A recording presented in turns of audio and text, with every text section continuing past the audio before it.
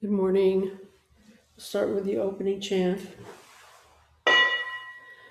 An unsurpassed, penetrating, and perfect Dharma is rarely met with even in 100,000 million kalpas.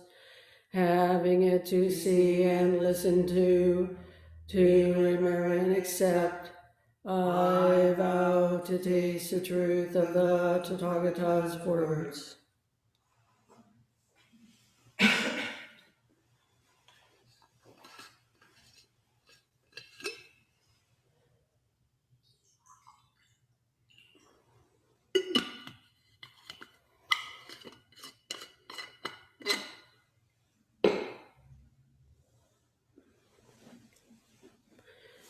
This morning, I'm still talking about the precepts and commentary that go with those precepts with the Bodhisattva Ceremony, Riyakafasats.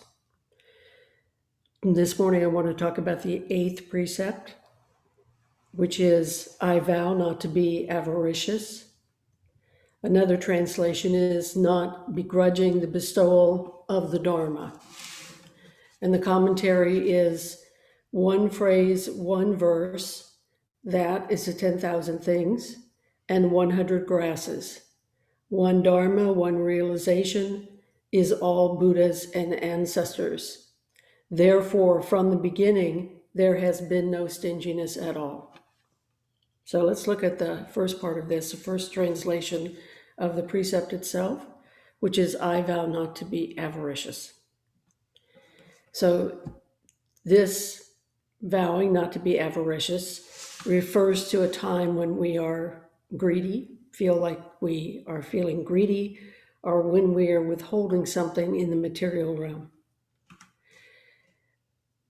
Before I give this example, I want to say that for those who were present for this conversation, the person to whom I'm speaking about has given me permission to talk about this. So recently, we had a conversation, a student and I and some other people. This person has a few fruit trees in their front yard, and those trees are easily accessible from the street. And right now, those trees are blooming with fruit, and there are people who are coming and taking that fruit without asking permission. And this person, who's a student at Ocean Gate, was not happy about that. So I asked them, I said, is there enough fruit for you? And they said, mostly, but when it isn't, I get it from my neighbor's tree. Yet, they were still unhappy about these people who were just taking fruit and not asking for permission. So a key tenet of our practice is to look to our own minds as the source of our suffering, not the actions of other people, but to look at our own mind. In this case, if we're feeling possessive about something that we have that can be shared without it harming us, and we want to keep it for ourselves or put conditions upon our generosity, and we're feeling ill will with others or suffering because we can't control a situation, then we need to look at our own response to alleviate our suffering. The other person is not going to alleviate our suffering. We need to look at our own mind. So it's not about changing someone else. Now, I'll say I really love this example. I couldn't think of another example that I thought was as good as this example. It's the kind of situation I think that we can all relate to and that we've all had this experience. So I can completely understand wanting to control our environment, wanting to, at the very least, have people come and ask us for permission to take fruit off a tree in our yard. I can understand being possessive about something that we believe should be ours. We say to ourselves, how can it be okay for someone to take fruit off my tree without asking? Are they totally clueless? Well, yes, perhaps they are. But in this case, it's not their cluelessness that matters. It's our practice life that matters, not the other person's. If we hold on to our resentment or our fear that others will take something that we value, then we become resentful. In extreme cases, maybe we become a little paranoid about the whole thing. And this is suffering. So if we're watching out the window in order to catch someone taking our fruit, or we are being confrontational with people, this is creating suffering for them and probably more suffering for ourselves. The Buddha said, and I'm paraphrasing this, if your path is strewn with stones, don't try to pick up all the stones. Put on a pair of shoes. This is a similar situation. When we are suffering, don't try to change everything around us. Work with our own suffering. This is putting on a pair of shoes. So making shoes is our practice. If we try to create a world in which every path or every situation is to our liking, then we are bound to suffer.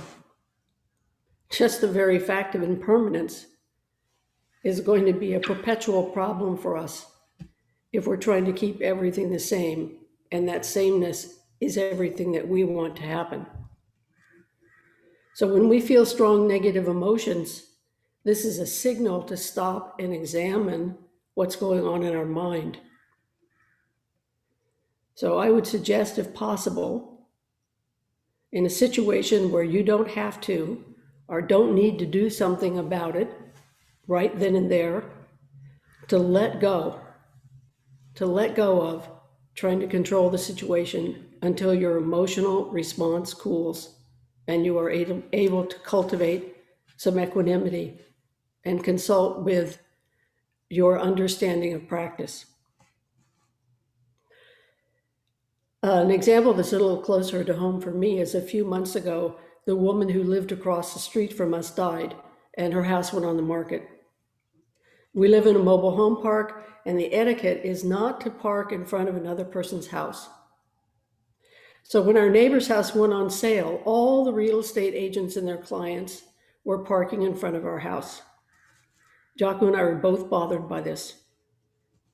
At one point, we spoke to one of the people parking in front of the house, and the person was defensive and got angry. Jocko and I immediately decided that we would no longer say anything about the parking because we were getting upset and it was upsetting other people. I think this is our practice. We're not always going to be able to, if you will, do the right thing immediately. Sometimes we have to think about it. Sometimes we have to be in the middle of a situation and realize, oh my gosh, this is suffering. This is creating suffering for others. It's time to let go. It's time to step away from this. It's time to cool our emotions and let go of our possessiveness, in our case, in this particular example, of the street in front of our house. So from a Buddhist perspective, this makes sense to just slow down and let things unfold as they will and forget about it. Just forget about it. Go about your business. Do something else. Take a deep breath. Calm your mind and body. Go run an errand. Go do some work somewhere else in the house. All of these practices are an antidote to your mind's suffering. And then as for the fruit trees and the parking, the antidote to being possessive is to cultivate generosity. And there might be a step in there between those two. You feel arising in yourself a sense of possessiveness. You realize that it's creating suffering for yourself. So at the very least, you're alleviating your own suffering by doing this practice. You feel suffering. You feel your anxiety. You feel your desire to want to control. You feel your frustration. You feel like you want to do something right now. The practice is to just chill. The practice is to look to your own mind and see your own suffering and your own agitation and make an attempt to calm that agitation. And then, as that happens, you can transform that sense of possessiveness into generosity. Just by doing nothing, you are already creating a spaciousness around the problem, and unbeknownst probably to the other person, you are exhibiting and acting in a generous way. So all of these situations that arise for us like this, in all of these situations, we are being given the chance to practice what we study. This is where we practice. We can study out the yazoo. We can have an intellectual understanding of Buddhism till the cows come home. But if we don't look at our own mind and work with our own suffering and the suffering that we create for others, we're not practicing. We're reading about Buddhism. So this is our practice, and our resistance to doing a practice, or in this case, resistance to being generous, becomes a koan. Is this a situation where I can let go and just be generous? Can I have sympathetic joy for the person who gets that piece of fruit, or the person who has a more convenient parking space by parking in front of my house? This becomes our koan. The koan is not how can I get them to stop doing what they're doing. The koan is how can I work on my own practice, my own understanding of Buddhism in this moment. This becomes our koan. It's not a time to go outside and confront or educate the person who we are considering to be the cause of our suffering. And so when we appropriately cultivate generosity, when it's hard for us, then we can really grapple with and find peace of mind. That is what I mean when I say you must build your practice muscles on easy things, so that when the really tough stuff happens in your life, sickness, death, foreclosure, loss of jobs, when those really tough things come into our lives, that we have put deep effort into dealing with the smaller things at the time that they arise, so that we're ready for something that may come along, and it will, because in this human life, these things happen. It doesn't just go along based on whatever plans we might have. So it may not seem easy, but you have to keep working on it with your mind. You have to keep working on your mind. And that's okay. That's the only way that transformation happens. We have to work at it. We have to keep coming back and coming back and coming back to our practice. Maybe one of the greatest assets in practice is tenacity.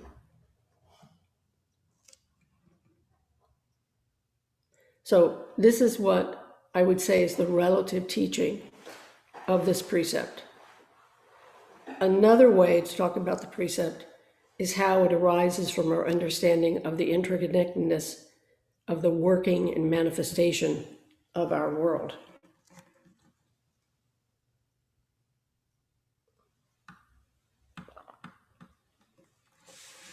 So from this perspective, we have the second translation of this precept, not begrudging the bestowal of the Dharma. So this interpretation goes beyond the question of material possessiveness, or withholding, and also addresses the meaning of the word Dharma. Since the word Dharma means the teaching, if it has a capital D, or it's also translated as the law, but I would say in this case for us, it is the law, the causal, conditional, interconnected law of the world's functioning. And when we deny this interbeing of self and other, then we're essentially denying the Dharma. We're denying that the Dharma is our guide, and we're just denying its power of transformation to ourselves and others. Essentially, we are creating and recreating suffering. We are doing this through an attachment to and an unwillingness to work with our small or possessive mind in the case of this precept.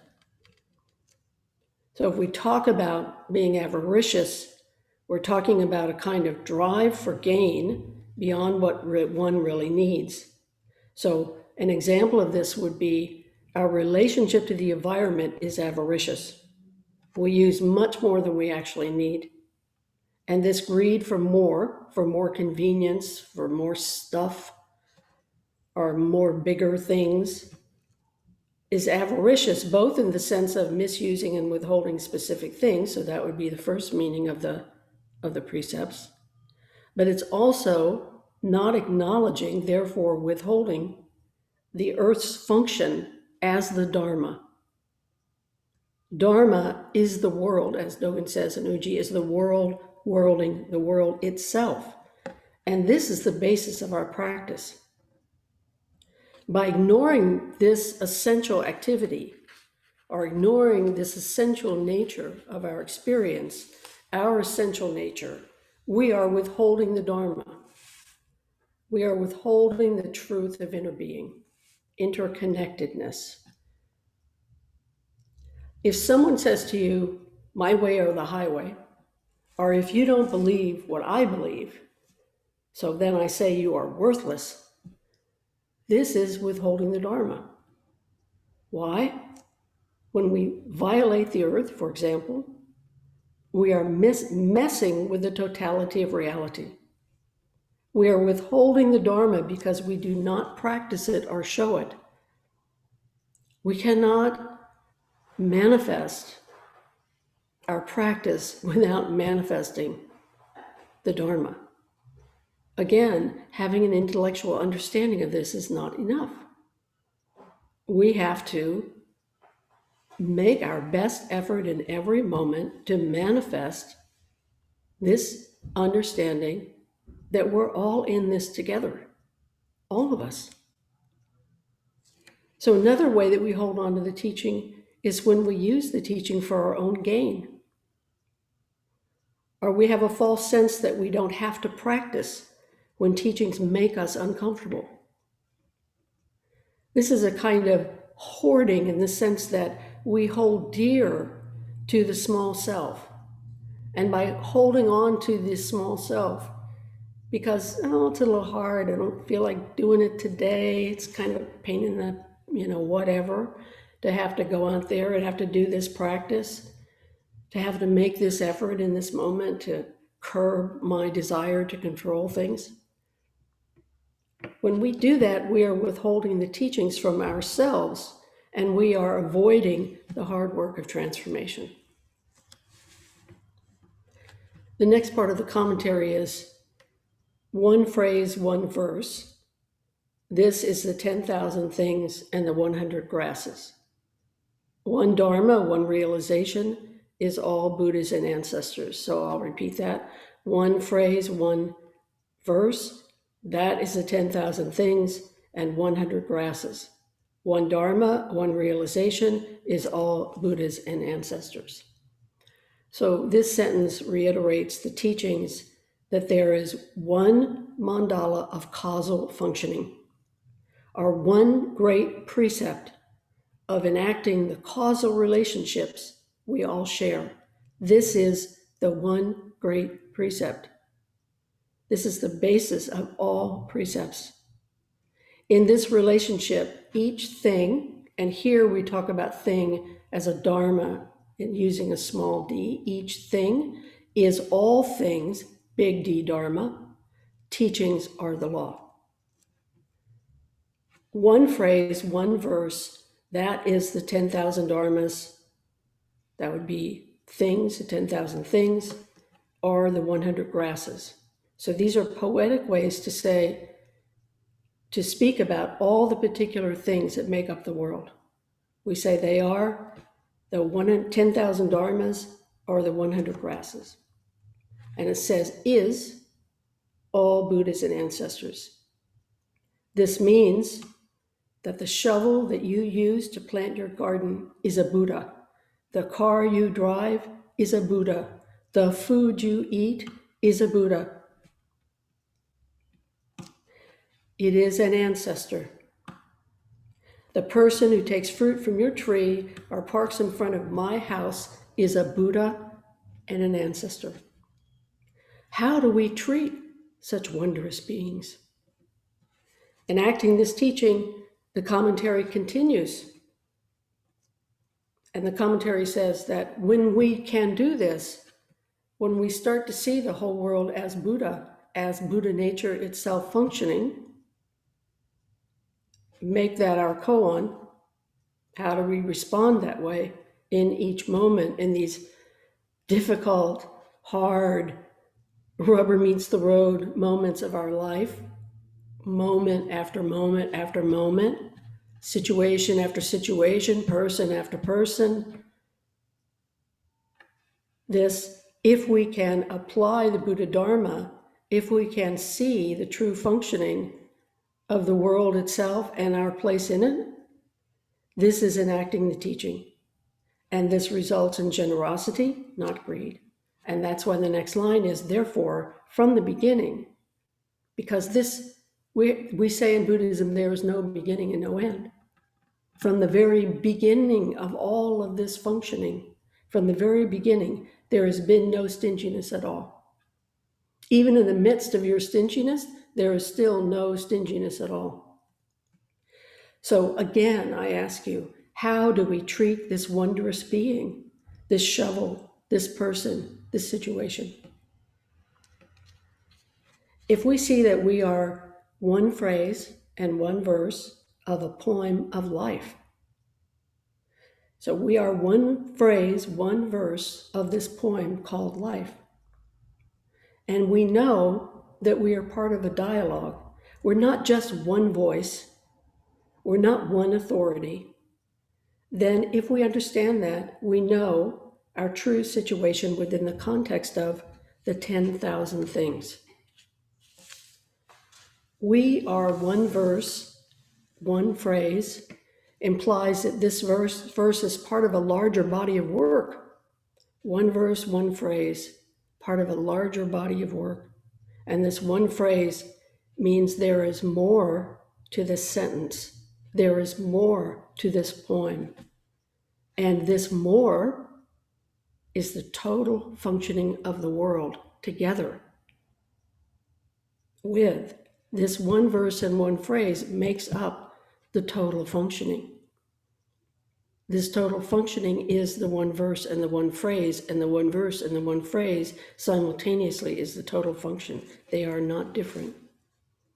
The Dharma is for everyone, is enacted by the whole world, making the world. This is Dogen and Skyoji continuous practice. Everything is practicing. Everything is practice. So this is the world that we share with others. When we can't enact this truth, we are withholding the Dharma, because we are not practicing when we could be practicing. By the way, this doesn't have to be grim. This doesn't have to be some kind of feeling like you're on the Bhutan death march or, crawling across the desert on your knees. There's fun in here. You can still watch TV. You can still have cake on your birthday. We just need to pay attention. We just need to pay attention. So part of paying attention means that we acknowledge that the shovel, the situation, and the person are all Buddha Dharma. We are all Buddha Dharma. And then when we see this, we know how to begin to enact these teachings. And this is, there has been no stinginess at all. How can there be stinginess? Since it is the right hand giving to the left hand. It is the fingers working as one hand. When we realize this, we cannot withhold. Now, we may set boundaries, but they're not based on possessiveness or greed. So this is important. It's not saying that we don't set boundaries, but what are we thinking? What are we feeling? How are we responding? What is our mind caught in? So we want to find equanimity and stability before we start setting boundaries. So if we look at something like COVID, many countries do not have vaccines.